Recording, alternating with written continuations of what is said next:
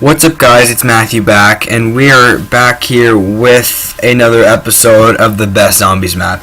This is episode 4. We have Shi No Numa versus Buried. I don't really think there's anything else to say, so let's just get right into it. So the first category we have, as usual, is gameplay. Now, I feel both maps did a pretty good job with this. I mean, Buried was really fun to play, just had a lot of really cool features. Shi No Numa, not as big, but still a fun map to play. Basic, nothing too crazy going on. You know, Buried, you have Leroy, you have all the steps to Pack-a-Punch, you just have more stuff, but I feel both maps did a good job. So I went 4 to Buried, 3 to Shi No Numa. The next category we have is training spots. Now, I think that Shi No Numa sort of takes the cake on this one. I mean, Shi No Numa has basically the first spot people really train in zombies. You know, the catwalk, or not the catwalk. I'm sorry, whatever that place is called. Over, you know what I'm talking about. In this swampy area, that's basically like the first training spot that ever happened. It's a good training spot. Buried doesn't really have any. Like, the spot I'm in right now, the starting area, is the only really place you could sort of train in. I mean, the other spots, like, there's not really any good areas on the map to train. So I went 4 to Shi No Numa, 1 to Buried. Next, we have difficulty level. Now, I gotta be honest, both of these maps, I would say, are 2 of the easiest maps I've ever seen. Shi No Numa, I feel, did a little bit better with it because just it's not as overpowered.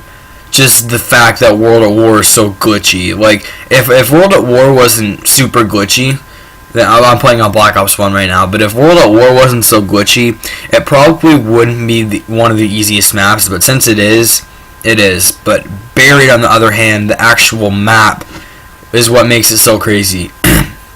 I mean, you can get, like, the bank. Like, well, let's start with that. I mean, the bank, you can take out all the points that you could possibly ever want. You can get to Pack-a-Punch, you can have every perk, you can be completely set up by, like, round, 1. I mean, that's pretty stupid. So, both maps didn't do a great job, so I went 3 to Shi No Numa, 2 to Buried. Next, we have innovations. Now, Shi No Numa, it didn't really bring very much. It really, the only things I can think of significantly, I can think of 3 things. 1, the PPSH, 2, the Wonderwaff, and 3, sort of the start of the characters, you know, because before that we only had really Dempsey. So Shi No Numa didn't bring too much. All the perks and stuff were from Varrock. Oh yeah, the Hellhounds. They did bring the Hellhounds. I'll give them that. But Buried, on the other hand, brought a whole bunch of stuff. They brought Leroy. They brought the bank. They brought a new perk, Vulture. They brought the Witch's House. They brought the Paralyzer. They brought a whole bunch of new game mechanics. Just very, very fun map to play and brought a lot of stuff. So I had to go 9 to 1 for Buried. Next, we have perks. And Buried automatically gets this because they brought Vulture, new perk. Shi No Numa didn't bring any new perks. Varrock brought all the perks. So, 2-0 to Buried. Next, we have Wonder Weapons.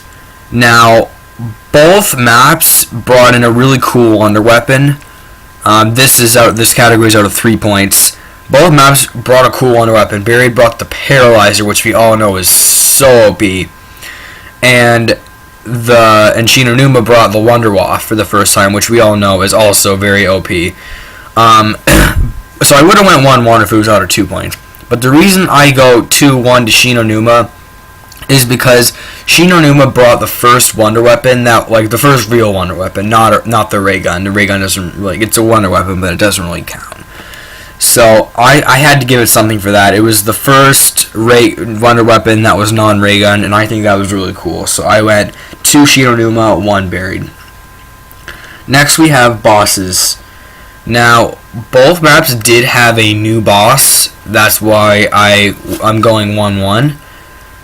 But Barry's boss, like the witches, like let's be honest, they're super annoying. Nobody likes the witches.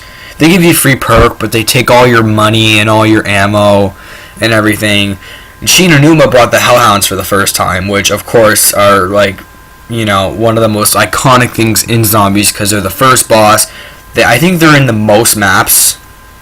So yeah, I went, but I had to go 1-1. Next we have colors. Buried did not the best job with colors. I mean, the map looks nice, but it's not like super nice, like Shangri-La or like Die Rise. But it is nice.